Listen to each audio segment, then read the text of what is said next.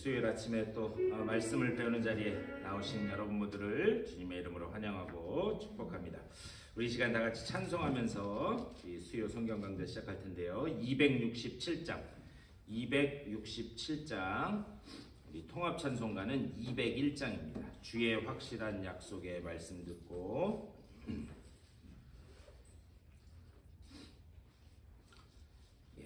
267장 그리고 옛날 통합 찬송가는 201장입니다.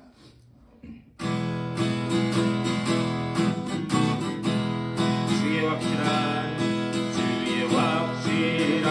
약속의 말씀 듣고 주만 믿으면 구원을 얻으리라. 할렐루야 할렐루야 내가 예수를 믿어 그의 흘리신 피로 내 씻었네. 할렐루야 할렐루야 내가 예수를 믿어 그의 흘리신 피로 내 씻었네. 나의 갈 길이 험하고 위험하나 항상 예수의 도우심 믿고 가네. 할렐루야 할렐루야 내가 예수를 믿어 그의 흘리신 피로 내 씻었네. 할렐루야 할렐루야 내가 예수를 믿어 그의 흘리신 피로 내 씻었네. 주의 보좌에 천사들 둘러서서 우리 구주를 높이어 찬양하네. 할렐루야 할렐루야 내가 예수를 믿어 그의 흘리신 피로 내 씻었네. 할렐루야 할렐루야 내가 예수를 믿어 그의 흘리신 피로 내 씻었네. 계자들과 왕들도 한열대로 왕길 따라 나와 찬송하네. 할렐루야 할렐루야 내가 예수를 믿어 그의 흘리신 피로 내 씻었네.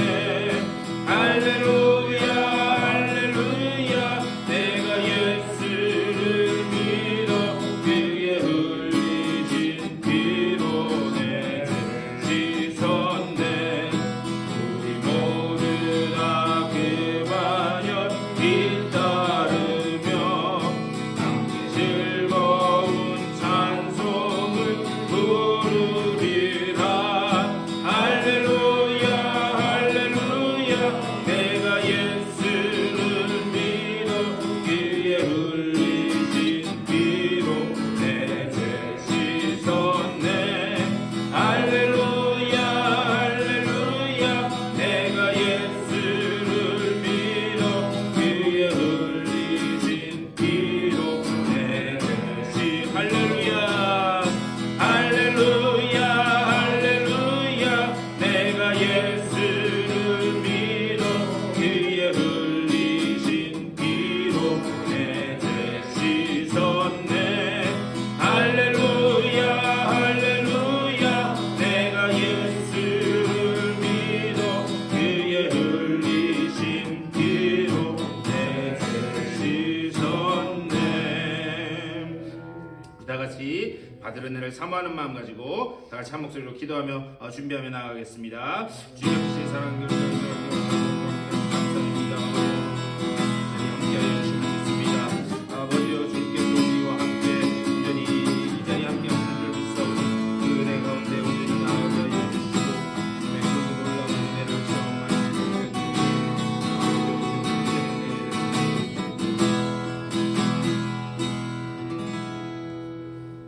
주님의 은혜를 감사드립니다. 오늘 수요일 아침에 또 각자 처소에 흩어져 있던 우리들 주의 전으로 불러주시고 또 기도함으로 또 말씀을 나눔으로 오늘 하루를 또 살아갈 수 있는 힘을 얻게 하실 줄 믿고 감사를 드립니다.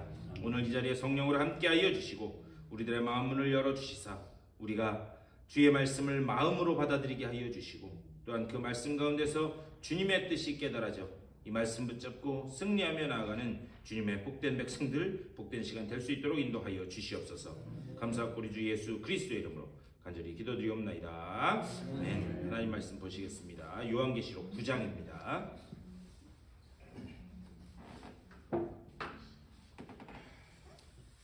자, 요한계시록 9장 우리 12절 말씀, 13절 말씀부터 보시겠습니다.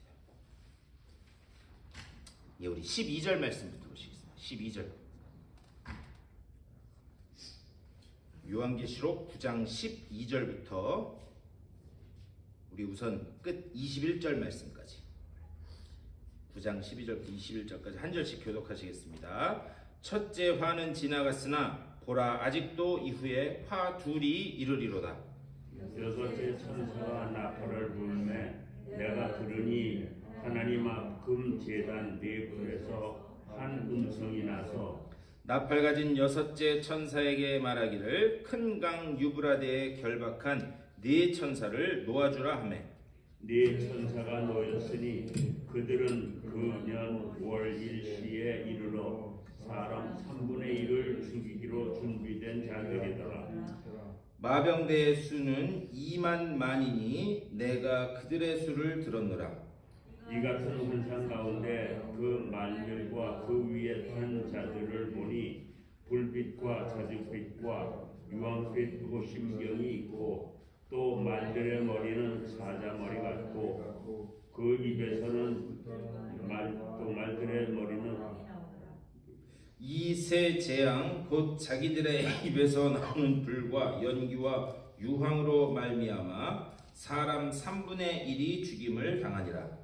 이 말들의 힘은 입과 꼬리에 있으니 꼬리는 또 꼬리에 머리가 있어 이것으로 해하더라.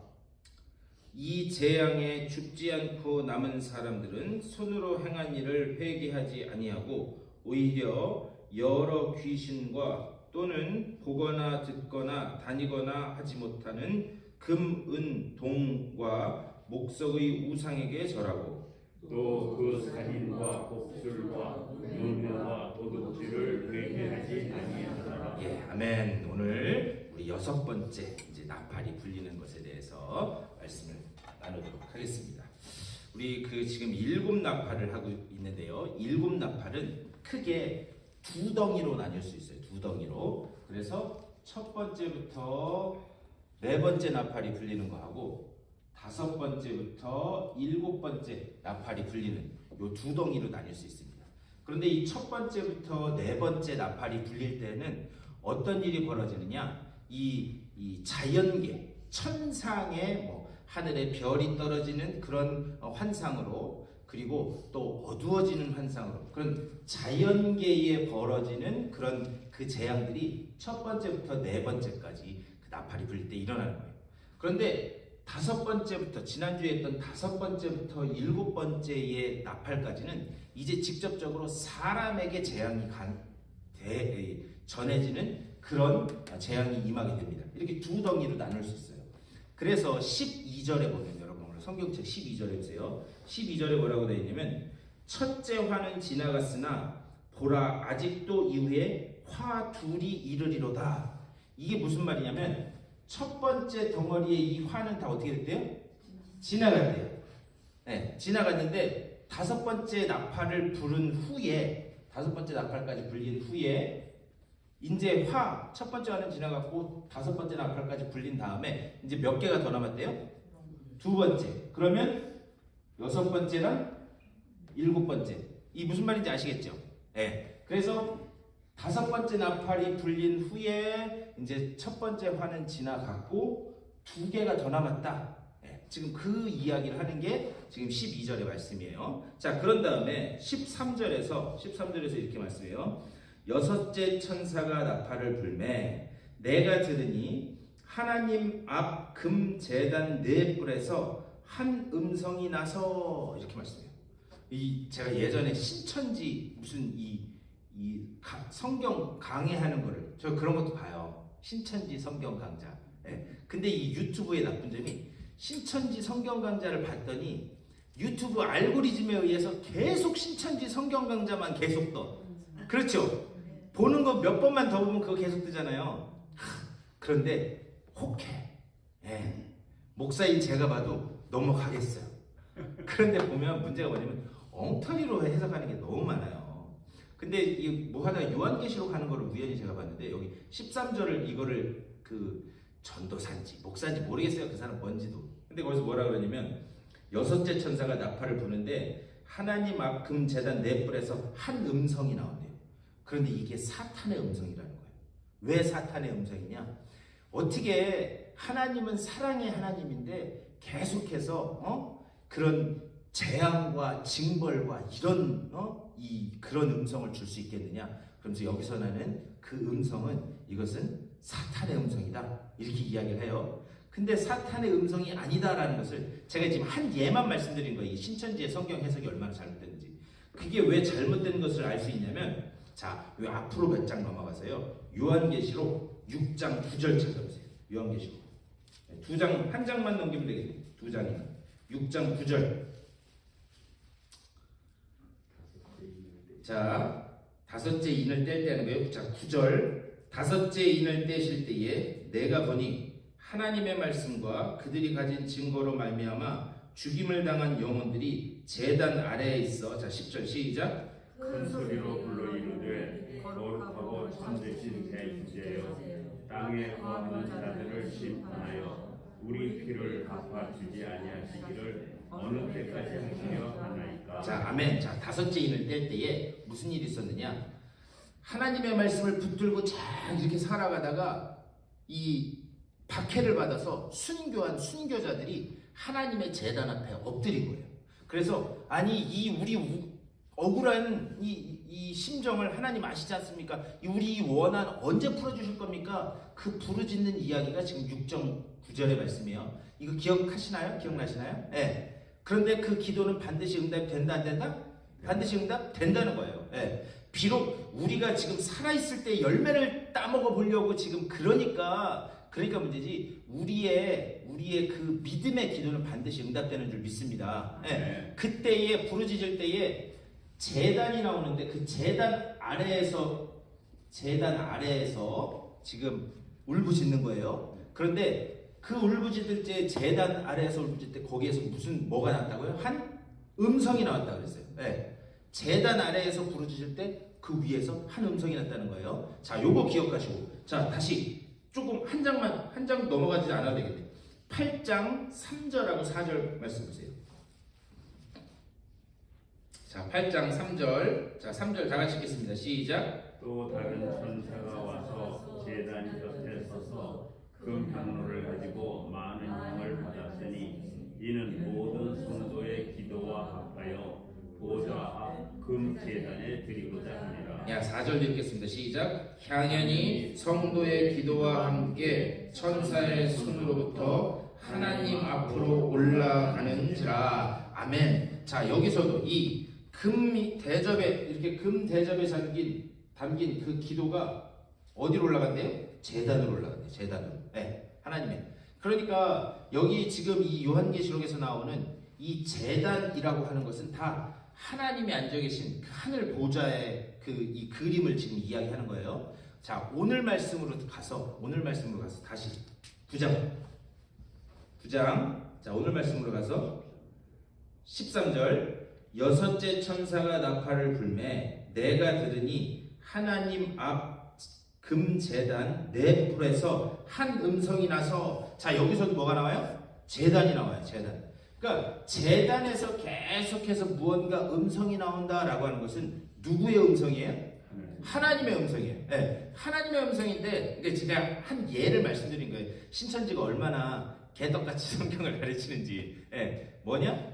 여기서 항상 하나님의 제단에서 하늘 제단에서 나오는 것은 항상 하나님의 음성이라는 거예요. 네. 그런데 신천지에서는 그게 사탄의 음성이라고 그렇게 가르치더라고요. 그러니까 거기 그 사람들 거 보면 성경을 얼마나 엉터리로 가르치는지 알 수 있어요. 그러니까 고기만 보면 안 되고 성경은 그 구절만 보면 안 되고요. 우리가 이게 성경을 읽는 방법인데 그 절만 읽으면 안 되고 이 절의 앞, 뒤 최소한 4개에서 5개 절을 봐야 돼요. 앞뒤로. 이게 뭔 말인지 모를 때는 그리고 이해하기 위해서는 그리고 요 구절이 담겨있는 그 장에서는 뭔 이야기를 하는지를 봐야 돼요. 성경을 항상 읽고 공부할 때 그렇게 해야 됩니다. 그래서 그 장에서는 뭔 얘기를 해야 하는지를 알아야 요 구절에서 뭔 말씀을 하는지 알 수 있어요. 그리고 한 걸음 더 나아가서는 그 성경 구절이 있는 그 장이 있는 그 성경책, 예를 들면 요한계시록이면 요한계시록, 신명기면 신명기, 그 책의 전체 주제가 뭔지를 알아야 그 전체 주제 속에서 이 장쯤에서는 이 말씀을 하는구나. 그리고 이 말씀을 하기 위해서 이 절에서 이 말씀을 하는구나. 그렇게 성경을 하는 거예요. 그리고 이 책을 떠나서 성경이라고 하는 전체,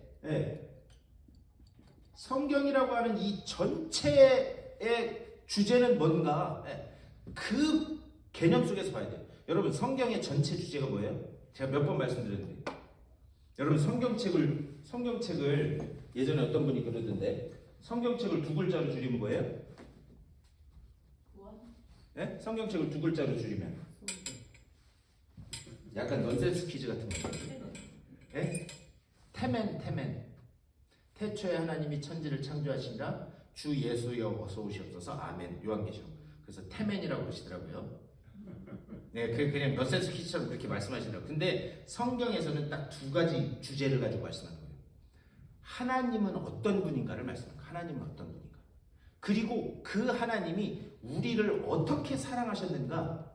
성경을 딱 2개의 그 문장으로 하라고 그러면 그렇게 말씀드렸어요. 하나님은 어떤 분인가. 하나님은 창세기에서부터 보면 창조하신 분이시고, 그리고 당신의 백성을 선택하신 분이시고, 그리고 그 백성을 애굽의 노예살이하고 죄 가운데 있던 그들을 구원해내신 분이고, 그리고 그 하나님은 광야의 훈련을 통해서 가나안 땅에 들이시는 분이고, 그리고 이스라엘의 왕이 되신 분이고, 계속 그 얘기하는 거예요. 하나님은 어떤 분인지.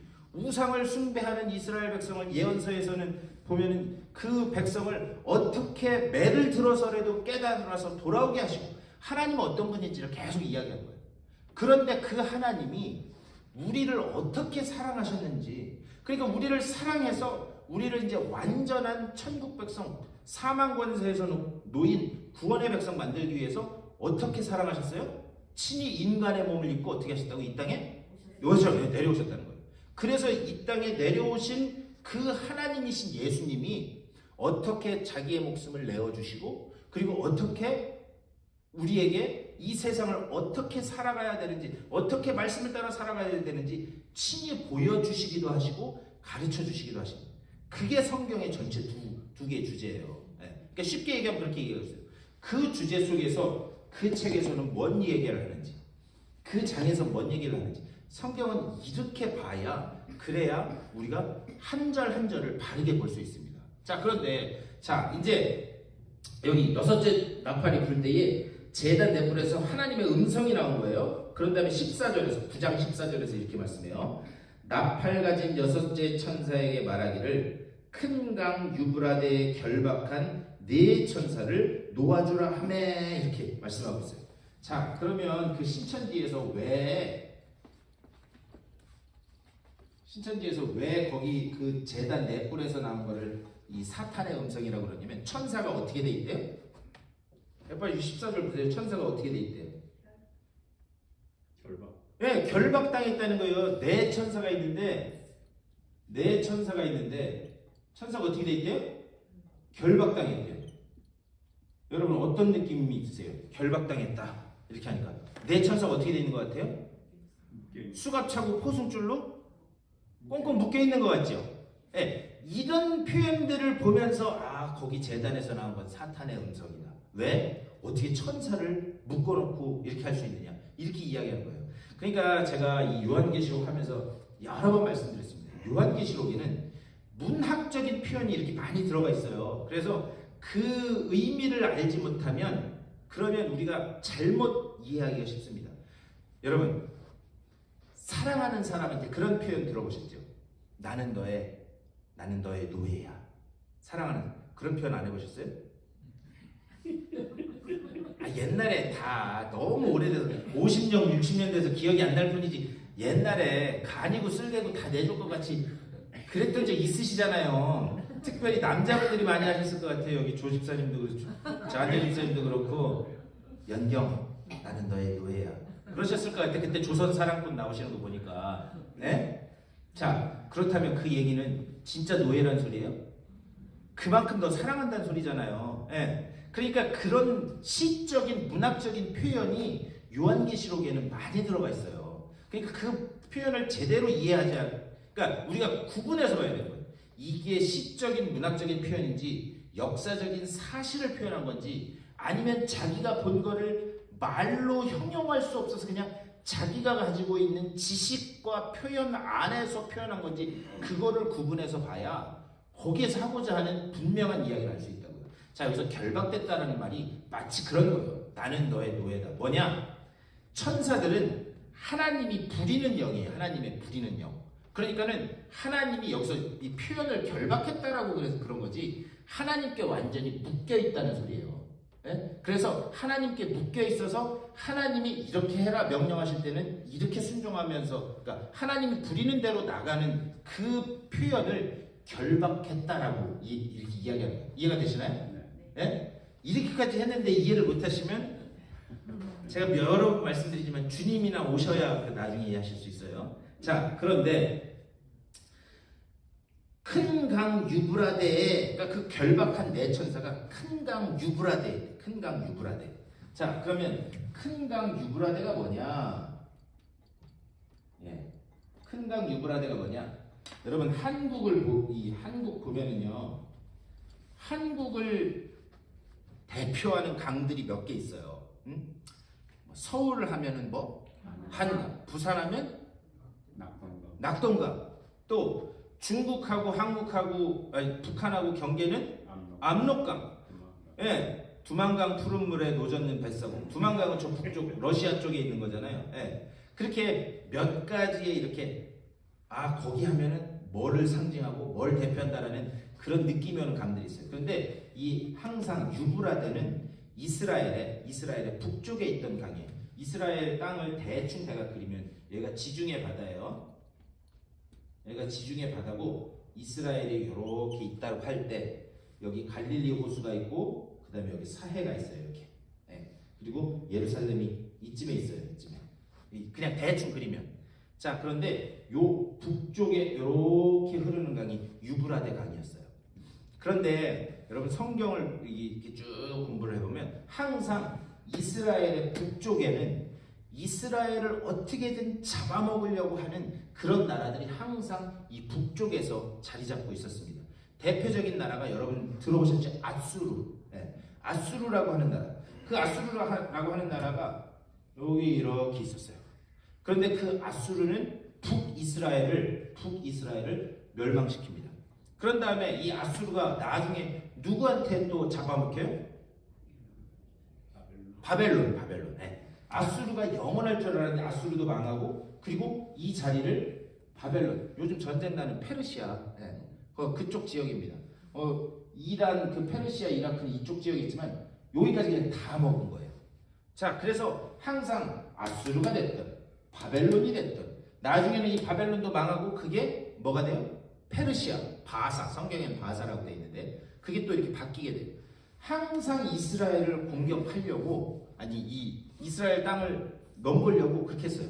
그랬는데 그 이스라엘을 넘보려고 했던 이 근본적인 이유가 있습니다. 자, 15절 말씀 다시 한번 읽어볼게요. 시작. 네 천사가 놓였으니 그들은 그 년 월 일시에 이르러 사람 3분의 1을 죽이기로 준비된 자들이더라. 예, 이 큰 강 유브라데가 여기 있었는데 여기에 하나님의 하나님께 붙들려서 하나님 앞에 하나님이 부리는 대로 쓰임을 받는 천사들이 여기 있었다는 거예요.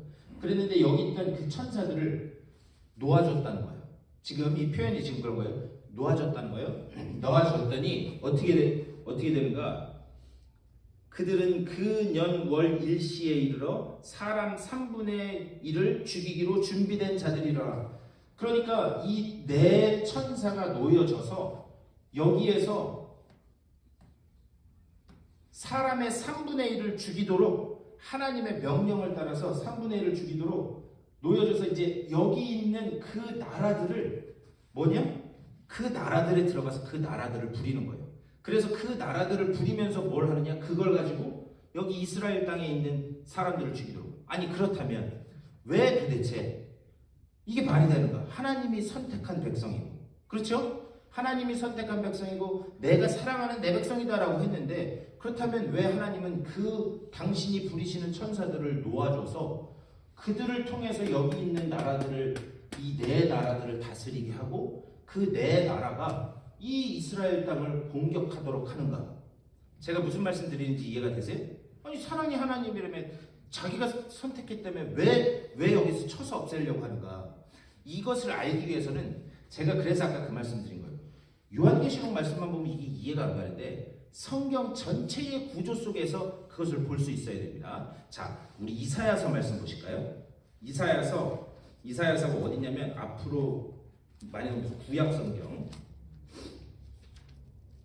구약성경 이사야서 8장.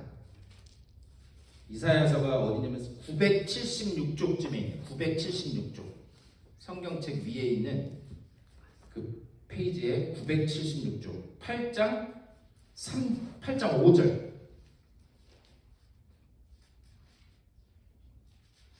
자, 8장 5절 976쪽.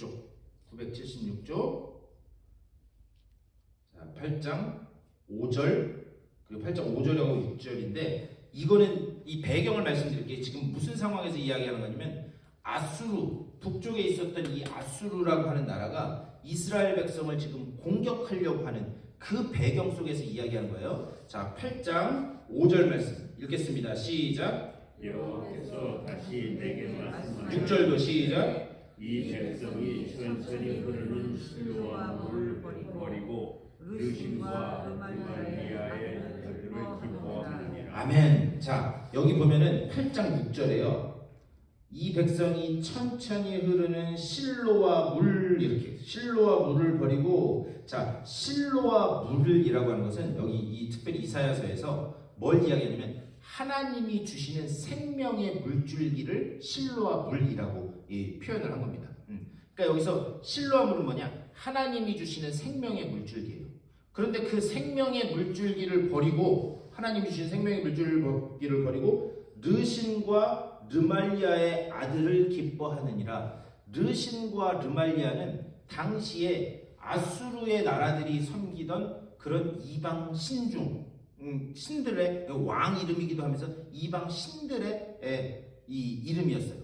그러니까 이 얘기는 뭐예요? 하나님이 주시는 생명의 물, 생명의 공급, 이거를 버리고 누구한테 갔다는 거예요? 이방신. 우리 표현으로 하면 우상에게 갔다는 거, 우상. 그러니까는 하나님이 항상 이 북쪽에, 유브라데강 북쪽에 있는 나라들을 하나님이 들어서 사용하셨던 그 근본적인 이유는 뭐냐? 하나님이 계속해서 생명의 물을 공급해 주심에도 불구하고 이스라엘 백성은 계속 뭐 했다는 거예요? 우상에게 갔다는 거예요. 그러니까 하나님이 공급해 주시는 것으로 만족하지 못하고 계속 눈 돌려서 그러니까 입으로는 하나님 한 분이면 만족합니다. 입은 이렇게 하면서 고개는 옆으로 돌아가 있었다는 거예요. 그래서 하나님이 그들을 깨닫게 하기 위해서 항상 아수르면 아수르, 바벨론이면 바벨론, 바사면 페르시아면 페르시아. 하나님은 그 도구로 이스라엘 백성을 깨닫게 하는 그 회초리로 그들을 들어서 사용했던 거예요. 그런데 여기 뭐죠? 여기에 나는 일어나는 그 모든 나라들은 다 누구의 지금 지배를 받고 있느냐? 유브라데 강에서 있다가 놓여진 천사들에 의해서 지금 다 조정을 받는 거예요. 그러니까 이건 뭐냐? 아무리 이방 나라들이 뜨고 지고 이렇게 해도 그것도 결국에는 다 누구 손 아래 있다는 거예요? 하나님 손 아래, 그것도 다 하나님 뜻으로 지금 하고 있다는 거예요. 그러니까 여러분 보면 무슨 뭐 지금 뭐 일 안 하고 전쟁하고 뭐 하고 이렇게 해서 힘 있는 나라들이 뜨는 것 같고 중국이 뜨는 것 같고 뭐 이렇게 하지만 결국 그것도 다 하나님의 손 아래에 있는 줄 믿습니다. 네, 하나님 손 아래에 있다는 거예요. 지금 그 천사들이 그 나라를 통해서 하려고 하는 궁극적인 그런 그 목표는 뭐냐? 하나님의 백성들이 계속해서 우상을 향해서 가니까 그거 깨닫게 하려고 한다는 거예요. 그래서 그것도 완전히 멸하는 게 아니라 뭐라고요? 3분의 1만, 3분의 1만. 제가 지난주에도 그렇고 이 나팔이 불릴 때 계속 말씀드렸어요. 3분의 1, 3분의 1, 3분의 1은 이게 뭐예요? 전부 다예요? 일부분이에요? 일부분. 그러니까 이 땅에서도 하나님의 말씀을 듣지 않는 그런 끝까지 거역하는 그 일부분은 반드시 심판받을 것이다 라는 것을 6번째 나팔이 불릴 때 그것을 보여주면서 하나님께서 메시지로 보여주신다는 거예요. 여기까지 이해가 되시죠? 네. 야, 자 그러면서 다시 우리 요한계시록으로 와서 다 우리 원래 자리로 와서 자 16절 9장 16절 마병대의 수는 2만 만이니 내가 그들의 수를 들었노라 이렇게 돼 있어요. 여러분 2만 만 돼 있고 여러분 각주 1 이렇게 돼 있고 거기 뭐라고 써 있어요? 여러분 성경책에 있잖아요. 뭐라고 돼 있어요? 또는 2억이니. 네. 여러분 성경책은 그 이게 안 돼 있나요? 2억. 좀 좋은 성경책 가지고 있으면 그 있어요. 네. 2만 만 이렇게 돼 있고 제 2만 만에 저는 1 이렇게 해놓고 여기 밑에 성경책 밑에 또는 2억이니 자 여러분 이거는 그러면 진짜 2만 만이라는 건 진짜 2억을 얘기하는 걸까요? 아니면 많은. 그렇죠. 네. 많다. 우리 그런 거 있잖아요. 저도 예전에 그거 많이 해봤는데 정아랑 정원이 어렸을 때 아빠 얼만큼 사랑해? 물어보잖아. 아기 때 아빠 얼만큼 사랑해? 그러면 애가 알고 있는 가장 큰 숫자를 이야기하잖아요. 제가 어렸을 때 기억하는 게 저희 그 큰애 정원이한테 아빠 얼만큼 사랑해? 그랬더니 그때 그 10가지 배웠을 때요. 아빠 얼만큼 사랑하니까 10만큼 사랑한대요.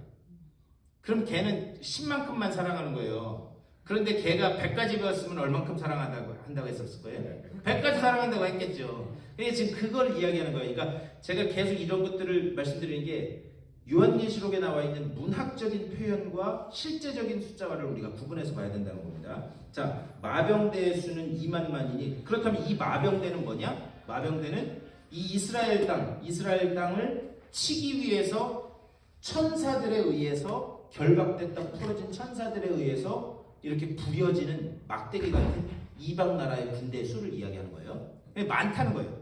그들이 많다는 거예요. 그래서 그들이 많은데 17절 이 같은 환상 가운데 그 말들과 그 위에 탄 자들을 보니 불빛과 자줏빛과 유황빛 호심경이 있고 또 말들의 머리는 사자머리 같고 그 입에서는 불과 연기와 유황이 나오더라 이렇게 이야기해요. 17절 중간에 보면은 불빛과 자줏빛과 유황빛 호심경이 있고 그렇게 호심경. 여러분 호심경이 뭔지 아세요? 에베소서 보면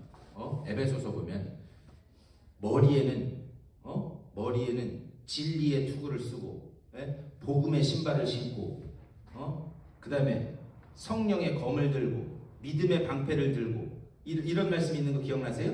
네. 거기에 가슴에는 뭐의 호심경을 붙이고 의의 호심경을 붙이고 이렇게 돼 있어요. 이 호심경은 뭐냐면 이 여기 가슴 이 부분을 이렇게 막는 약간 갑옷이라고 해야 되나? 네. 그래서 제가 그림을 못 그려가지고 이렇게 팔이 있고 개떡같이 그려도 여러분 철딱같이 알아보실 거죠? 그러면 요렇게 붙이는 앞뒤로 붙이는 이게 호심경이에요. 뭔지 아시겠죠? 네. 그런데 이 호심경 이 항상 성경에서 이 의의 호심경을 붙인다. 호심경은 뭐냐면 의, 진리 이런 것들을 이야기합니다. 자, 그런데 여기에서 보면은요 유황빛 여기 또 뭐죠? 불, 연기 뭐 이런 이야기들이 계속 나옵니다. 자, 특별히 18절 다 같이 읽어보세요. 시작. 이 세 재앙 곧 자기들의 입에서 나오는 불과 연기와 유황으로 말미암아 사람 3분의 1이 죽임을 당하니라. 예, 불과 유황과 연기. 여러분 혹시 기억나시나 모르겠네. 지난주에 불과 유황과 연기 이게 어디서 나온다고 제가 지난주에 말씀드렸는데 기억하세요? 소돔과 고모라. 소돔과 고모라. 롯이 그 하나님이 이 소돔과 고모라를 멸망하실 것이다 라는 그 이야기를 듣고 자기 사위들한테 이야기했을 때에 그 사위들이 그걸 뭐처럼 여겼다고요? 농으로 여겼다. 농담으로. 근데 그 농담이라고 하는 히브리어 단어의 본래 뜻이 뭐라고요? 네. 그러니까 하나님의 말씀이 전해졌음에도 불구하고 그것을 여러분 먼지 모아놓고 참 중요하다. 아이고 이거 나가면 안 되는데 이렇게 하는 분 계세요? 네? 먼지는 어떻게 하는 거예요? 털어버리는 거죠. 당연히 먼지는 털어버리는 거죠. 뭐냐 지금 이 나팔이 굴리면서 하나님이 지금 3분의 1 그 하나님의 말씀을 끝까지 거부하는 자들에게 계속해서 말씀을 함에도 불구하고 그런 말씀들을 그냥 먼지처럼 그러니까 하나님의 말씀이 닫혀버린 그런 사람들이 계속해서 나온다라는 것을 지금 이런 식으로 표현하고 있는 거예요. 자, 그러면서 19절 이 말들의 힘은 입과 꼬리에 있으니 꼬리는 뱀 같고 또 꼬리에 머리가 있어 이것으로 해하더라. 지금 계속해서 하나님의 말씀을 끝까지 거부하는 그 사람들의 이 심판을 지금 말씀하는 거예요. 자, 20절 시작. 이 재앙에 죽지 않고 남은 사람들은 손으로 행한 일을 회개하지 아니하고 오히려 여러 귀신과 또는 보거나 듣거나 다니거나 하지 못하는 금, 은, 돈과 목석의 우상에게 절하고. 자, 21절까지 시작. 또 그 살인과 복술과 음행과 도둑질을 회개하지 아니하더라. 아멘. 자, 특별히 이제 18절부터 21절까지는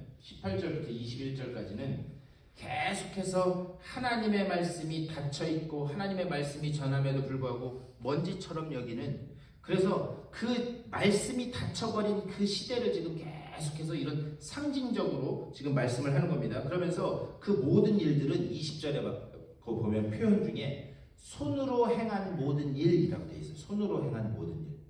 그런데 특별히 요한계시록에서 무언가를 손으로 행했다라는 말은 뭐냐면은 직접적으로 하나님을 의지하지 않고 그리고 믿음으로 행하지 않은 모든 것들을 손으로 행한 일이라고 그렇게 표현하고 있습니다. 순전하게 하나님을 의지하지 않고 세력과 크기와 이런 것들을 의지하는 그것을 문학적인 표현으로 손으로 행한 일이라고 그렇게 이야기하는 거예요. 그러니까 말씀이 닫혀 있고 하나님의 진리의 이 심판의 말씀이 임함에도 불구하고 그런 상황들을 봄에도 불구하고 그것을 그냥 계속해서 무시하고 그리고 이 영적으로 어두워져 있는 그런 상황이 이 6번째 나팔이 불릴 때에 벌어질 거라는 거예요.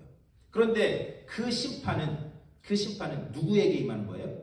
지난주에 말씀드린 것처럼 하나님의 인침이 뭐냐고 물어보신 분도 계신데 하나님이 요건 내 거 이렇게 도장 탁 하나님 도장 이렇게 딱 찍어놓지 않고 그 도장을 찍으려고 하는데 하나님 됐습니다 이러면서 계속 거부한 그들에게 이런 심판들이 이 6번째 나팔이 불릴 때에 임할 것이다. 지금 그것을 말씀하는 거예요.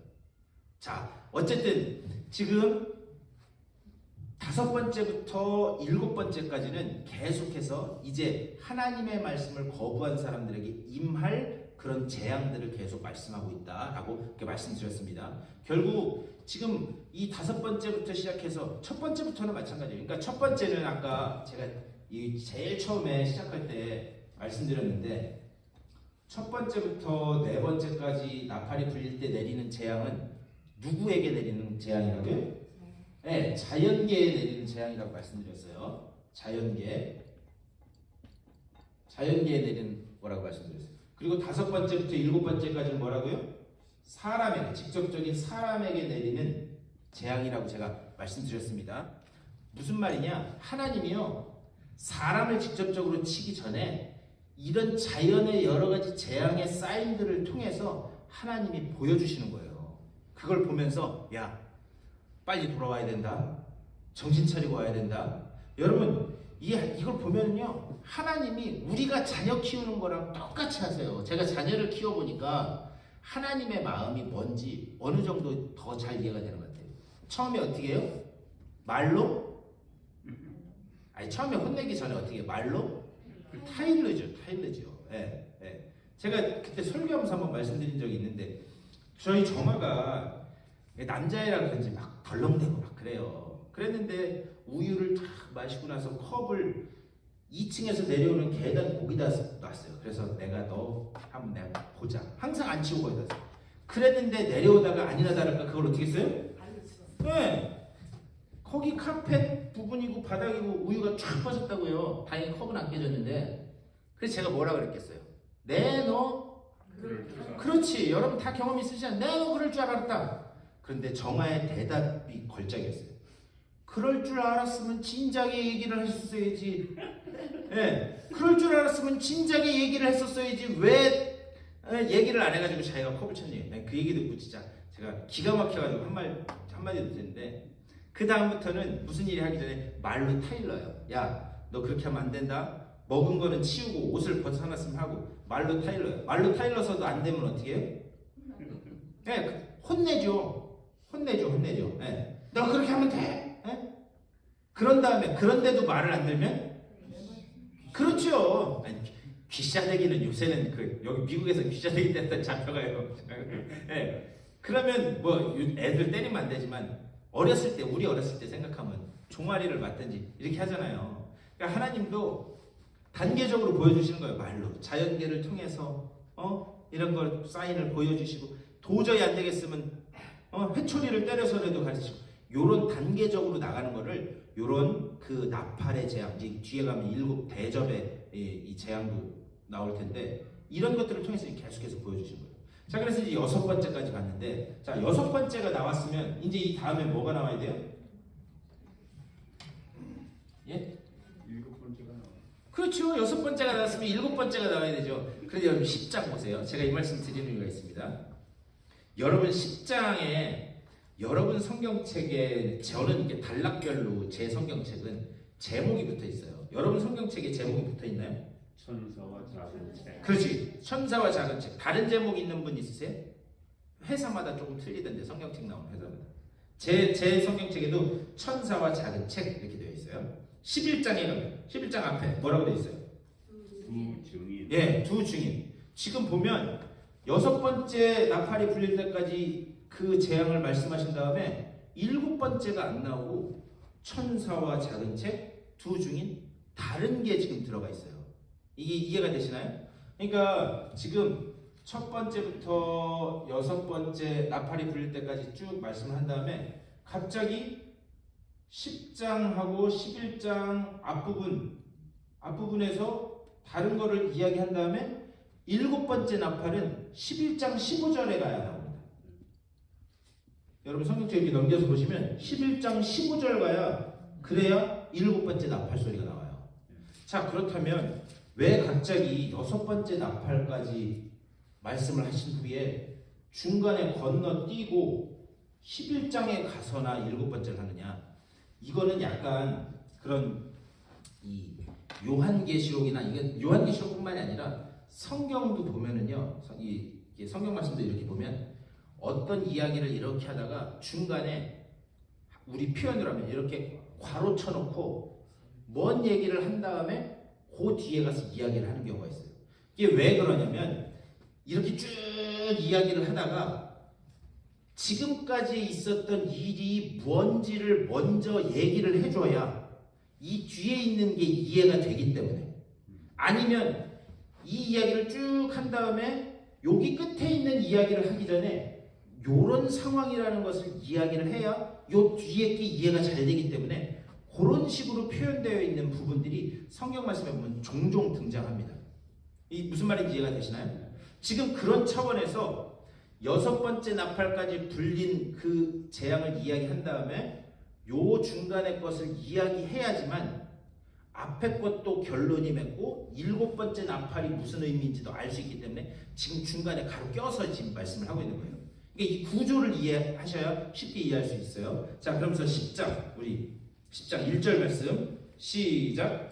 내가 또 보니 힘센 다른 천사가 구름을 입고 하늘에서 내려오는데 그 머리 위에 무지개가 있고 그 얼굴은 해 같고 그 발은 불기둥 같으며 예, 2절까지 같이 하겠습니다. 시작. 그 손에는 큰 작은 두루마리를 들고 그 오른발은 바다를 밟고 왼발은 땅을 밟고. 예, 아멘. 자, 내가 보니 힘센 다른 천사가 구름을 입고 하늘에서 내려오는데 그 머리 위에 뭐가 있대요?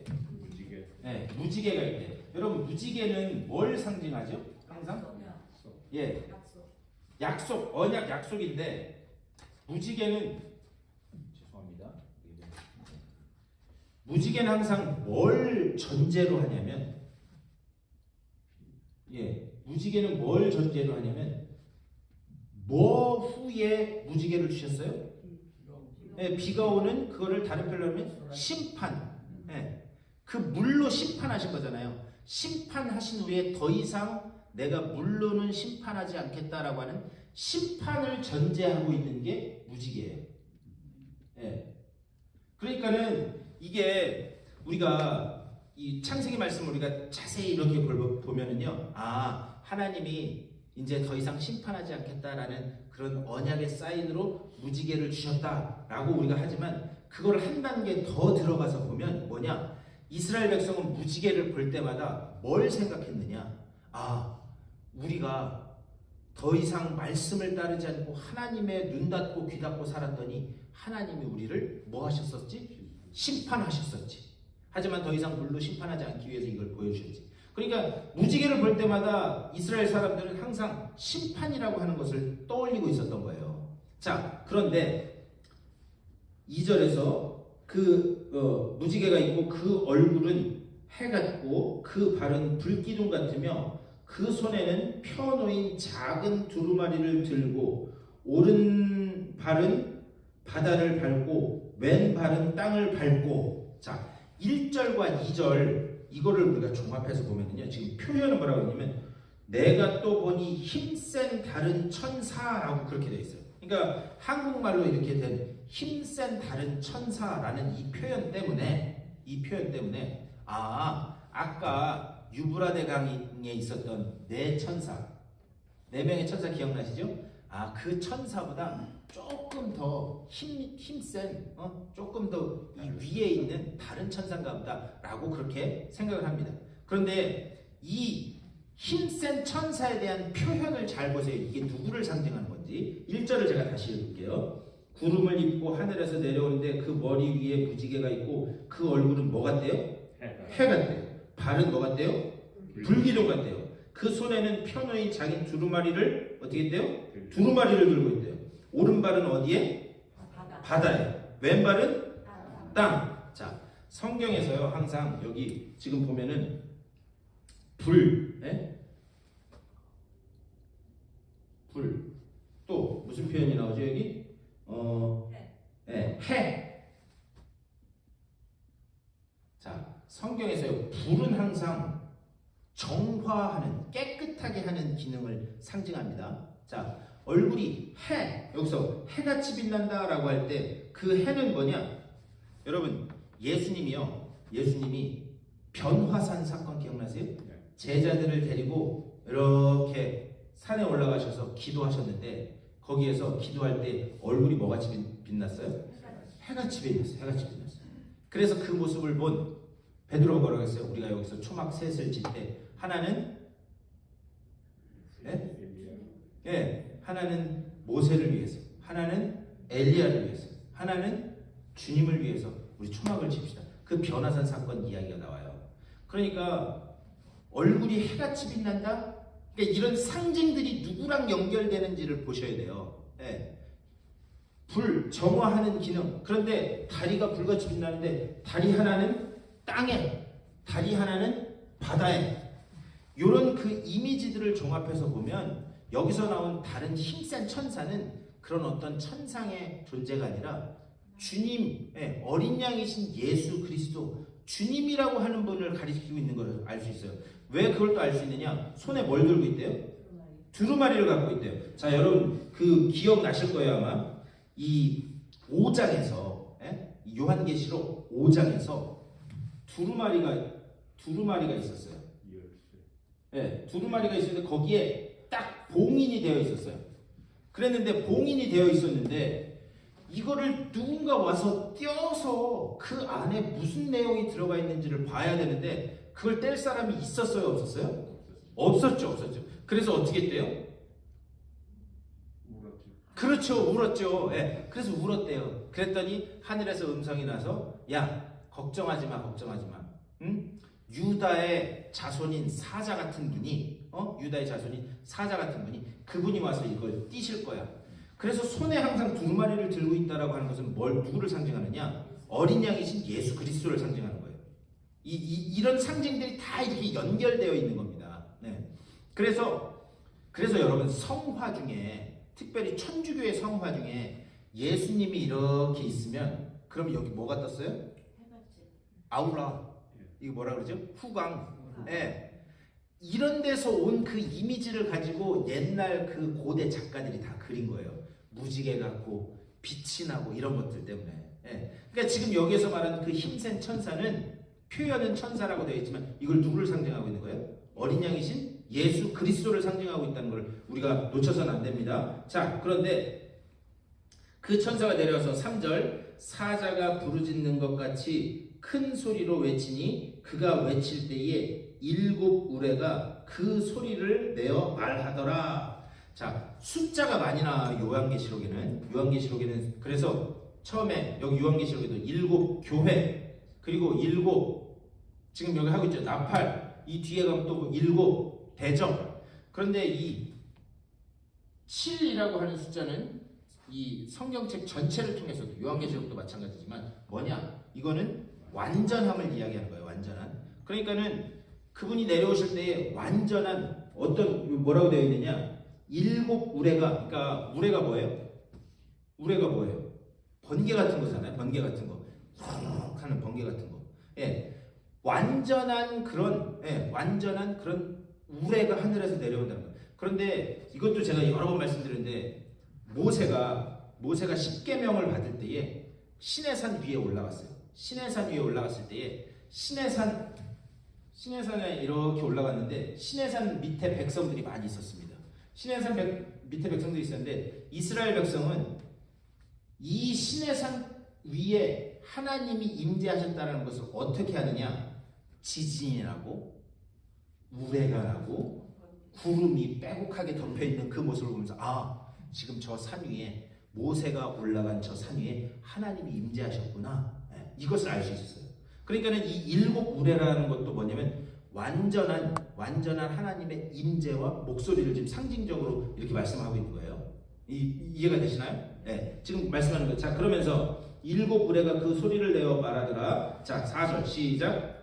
7 우레가 말을 할 때에 내가 기록하려고 하다가 곧 들으니 하늘에서 소리가 나서 말하기를 7 우레가 말한 것을 인봉하고 기록하지 말라. 왜 그렇다면 왜 하나님의 이 우레와 같은 말씀이 나오는데 그거를 사도 요한이 기록하려고 그랬어요. 근데 기록하래요? 하지 말래요? 하지 말래요. 그럼 왜 하지 말라고 그랬는가? 6절 말씀 시작. 세세토록 살아계신 이 곧 하늘과 그 가운데에 있는 물건이며 땅과 그 가운데에 있는 물건이며 바다와 그 가운데에 있는 물건을 창조하신 이를 가리켜 맹세하여 이르되 지체하지 아니하리니. 아멘. 자, 여러분 성경책에 제가 아까 조금 좋은 성경책에는 써있다 했는데 지체하지 아니하리니 그런 다음에 거기 뭐라고 되어 있어요? 1번 이렇게 되어 있고 지체하지 아니하리니 그런 다음에 제일 밑에 뭐라고 되어 있죠? 1번 각주 1번 또는 시간이 다시 없으리니. 지체하지 아니하리니 뭐냐면 그 일이 곧 일어날 거예요. 곧 하나님의 그 우레와 같은 그 음성이 임해서 그 한 다리를 사실 한 다리를 땅에 딛고 한 다리를 바다에 뒀다라는 것 뭐냐면 완전한 심판을 상징하는 거예요. 그러니까는 하늘에서 그 천사인 어린 양이신 예수 그리스도가 다시 오셔서 그래서 이 땅의 끝까지 하나님의 말씀을 거부한 자에게 완전한 심판이 곧 임할 텐데 그것을 곧 지체하지 아니하리니 뭐라고요? 시간이 다시 없으리니 그 일이 곧 일어날 거라는 거예요. 예? 곧 일어날 거다. 그러니까는 그 일들이 곧 일어날 거기 때문에 사도 요한은 어떻게 한 자리도 더 받아 적어서 그래서 빨리 세상 사람들에게 전해주려고 했는데 야 그거 적어도 소용없어. 그거 적어서 나눠주기 전에 그 심판이 임할 거야. 지금 그 긴박성을 이야기하는 거예요. 우리 그런 얘기 많이 했죠. 예전에 부산에 그 어디 되게 큰 교회였는데 부산에 계신 어떤 그 목사님이 농담반 진담반으로 설교를 하시면서 자기가 보니까 그분 이단 아니에요. 네. 그러면서 주님이 30년 안에 오실 거라는 거예요. 30년 안에.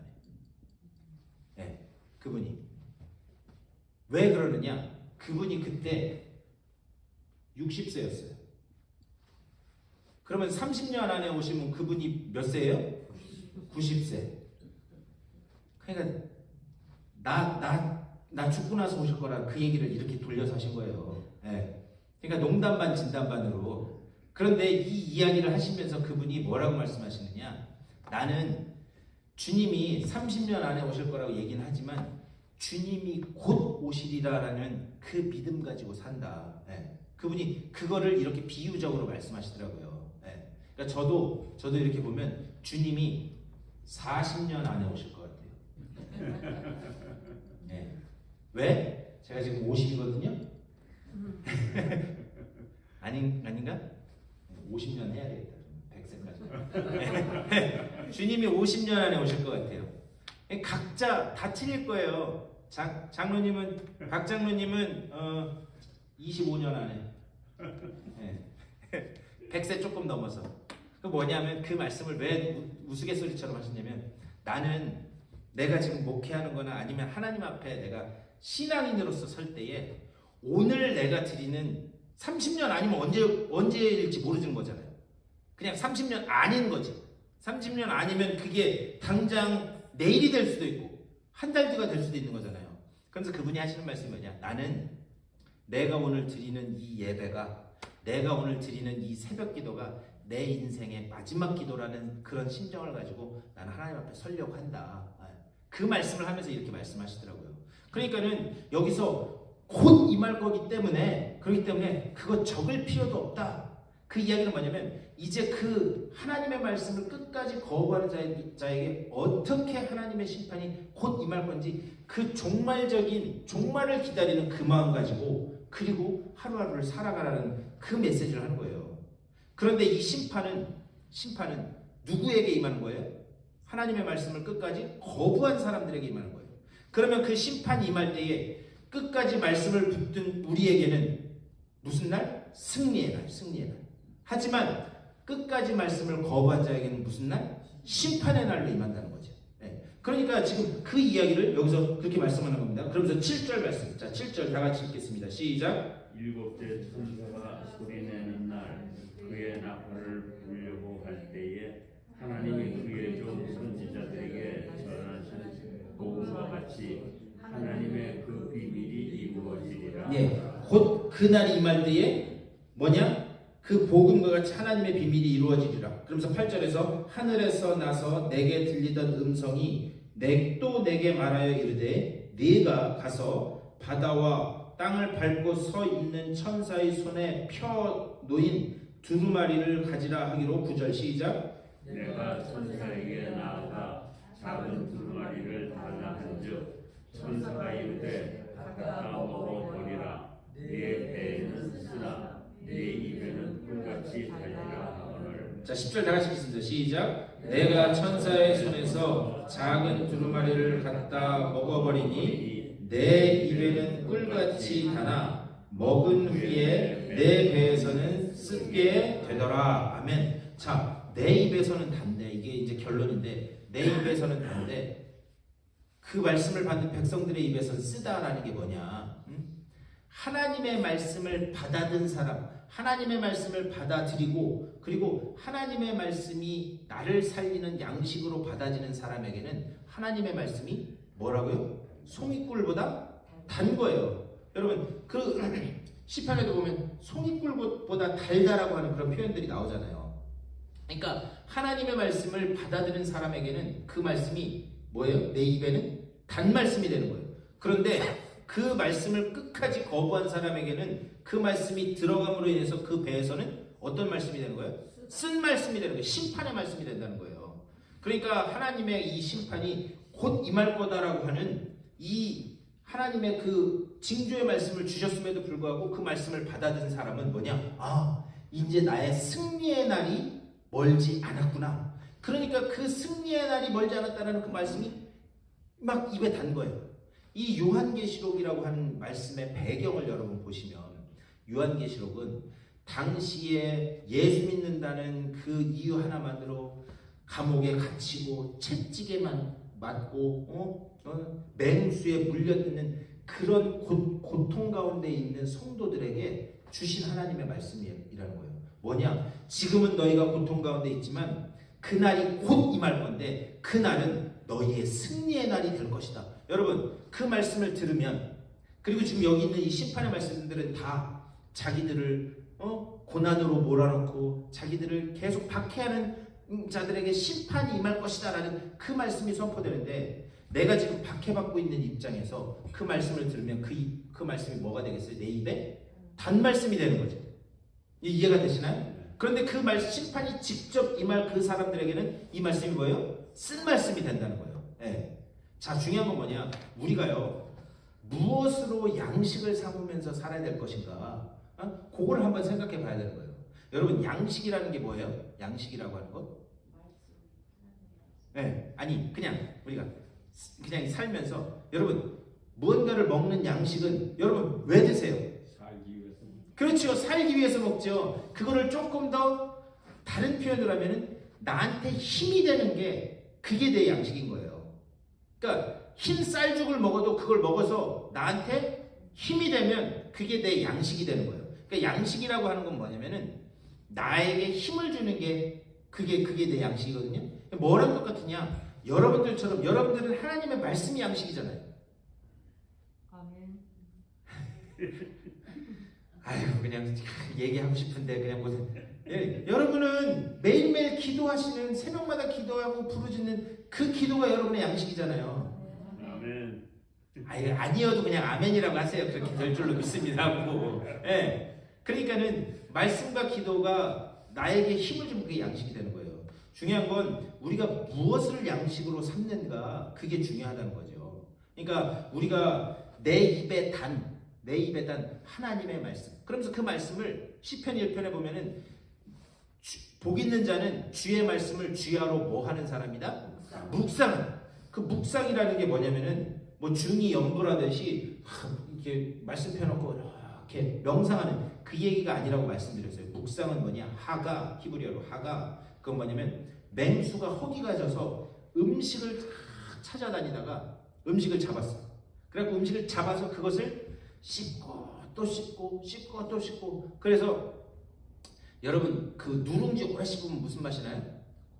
지금 같으면 되게 그게 더러운 얘기인데 저희 아버지가 참 감사하게도 저한테는 그렇게 안 하셨는데 저희 누나들이 그래요. 옛날에 어렸을 때 누룽지 딱딱하잖아요. 딱딱하니까 아기가 먹기가 그러니까 어떻게 하느냐? 아버지가 어떻게 하세요? 씹어. 네, 씹어가지고 그거를 지금 같으면 더럽다고 그거 하지도 않을 텐데 애들 입에 넣어줘. 그런데 저희 누나가 그래요. 그런데 그 어렸을 때에 그걸 먹었을 때 그 단맛이 기억이 난대요. 제가 무슨 말씀 드리는지 알죠? 네, 그러니까는 씹었다가 삼켰다가 씹었다가 삼켰다가 하면서 계속 반추한다라는 게 히브리어의 하가 묵상한다라는 거예요. 우리가 하나님의 말씀을 들었으면 그것을 내 속에 넣다가 다시 꺼내서 반추해서 다시 한번 씹어보고 다시 또 삼켰다가 씹어보고. 네. 복 있는 사람은 그 여호와의 말씀을 그렇게 묵상하는 자이고 그것을 양식으로 삼는 자가 복 있는 자이다. 네. 오늘 이 말씀을 하는 이유가 뭐냐? 지금 이제 이 말씀을 이야기한 다음에 7번째 나팔이 다음 주에 불릴 텐데, 다음 주에 7번째 나팔이 불릴 때 이 말씀과 7번째 나팔이 어떻게 연결되는지를 이렇게 보면, 그러면 하나님의 말씀을 반추하면서 묵상하는 게 왜 복인지가 이렇게 나오게 된다는 거예요. 다음 주 예고하는 거예요 지금. 네? 그러니까 말씀을 양식으로 삼으며 그 말씀을 묵상하며 살아가는 여러분 되시기를 주님의 이름으로 축원합니다. 네. 아이고 오늘 시간이 좀 지났네요. 7분이나. 궁금한 거 있으세요? 자, 우리 말씀을 생각하면서 우리 잠깐 한 목소리로 우리 기도하겠습니다. 우리 한 목소리로 기도하실 때 하나님의 말씀이 나의 양식이 되도록 내가 하나님 앞에 기도하는 그것이 하나님과의 갖는 그 은밀한 시간이 나의 양식이 되고 힘이 되는 내 삶이 되게 하여 주시옵소서. 우리 다 같이 한 목소리로 기도하겠습니다. 우리 주님의 크신 사랑과 은혜를 감사드립니다. 아버지여, 복 있는 사람은 주님의 말씀을 주야로 묵상하는 자라고 하셨사오니 주여, 우리가 그 음식을 나의 양식으로 삼고 그것을 다시 반추하면서 그 말씀 속에서 하나님의 그 놀라운 그 은혜를 늘 체험하는 될 수 있도록 인도하여 주시옵소서. 말씀에 대한 허기짐이 아버지여 다시 회복되게 하여 주시고, 말씀에 대한 그 갈함이 다시 회복되는 우리들의 삶이 되게 하여 주시며, 그 가운데 하나님 기뻐하시는 그런 모습으로 나갈 수 있도록 인도하여 주시옵소서. 주님의 은혜를 감사드립니다. 오늘도 주의 말씀 나누도록 우리들을 불러주시니 감사를 드립니다. 아버지여, 주 오늘 우리에게 주신 그 말씀처럼 심판이 곧 이 말이니 아버지여, 우리가 그날은 심판의 날이 아니라 주의 말씀을 사모하는 우리들에게는 승리의 날이 될 줄 믿습니다. 그 승리의 날을 사모하는 마음 가지고 주의 음성이 귀 기울이게 하여 주시며, 특별히 주님 말씀하실 때에 그 말씀을 나의 양식으로 삼는 우리 주님의 복된 백성들 다 될 수 있도록 인도하여 주시옵소서. 그 말씀 가운데서 주님의 뜻을 발견케 하여 주시고 그 길로 순종하며 나아가는 주님의 복된 자녀들 다 되게 하여 주시옵소서. 이 믿음을 가지고 세상을 향해 걸어나가는 주님의 사랑하는 백성들의 삶 가운데 우리 구주 예수 그리스도의 크고 놀라우신 은혜와 하나님 아버지의 극진하신 사랑하심과 성령의 감화 감동하시고 교통하시는 놀라운 은총이 주의 말씀을 양식으로 삼기로 결단하고 세상을 향해 걸어나가는 주님의 백성들의 삶 가운데 영원토록 함께 하시기를 간절히 축원하옵나이다. 아멘.